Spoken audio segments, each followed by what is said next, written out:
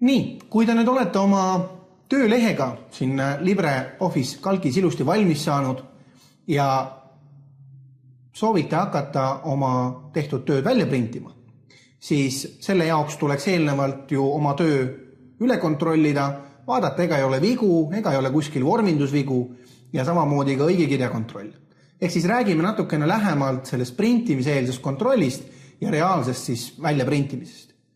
Nüüd alustame sellest, et enne kui ma hakkan välja printima, peaksin ma siis üle kontrollima oma välja prinditava tabeli või tabelit.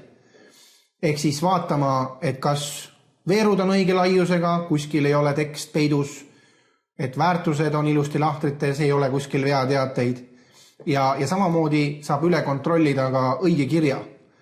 Ehk siis tööriistad menüüst saan valida õige kiri valiku. Ja kuna meil kontrollitakse vaikimisi eesti keelt, siis hakkab teile, nii nagu ka Writeris, hakkab kalk teile pakkuma sõnu, mis on siis vastavalt kas teises keeles, mida te ära ei tunne, või on siis näiteks kirjaveaga. Ja siis te saate need sõnad sarnaselt Writerile kõik läbi käia, kas siis eirate neid seekord, kui on tegemist tegelikult õige sõnaga, muudate keelt, mida te peaks kasutama ja nii edasi. Ehk siis selline visuaalne kontroll ja ka õigekirja kontroll visuaalselt aitab teid kindlasti kontrollimisel lehekülje eelvaade.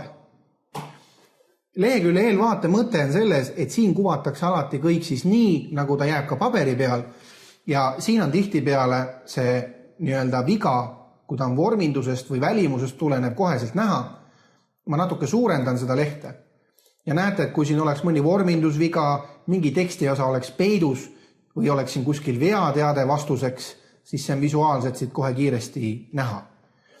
Ja kui te olete kontrolli lõpetanud, siis klõpsate nupule sulge eelvaade.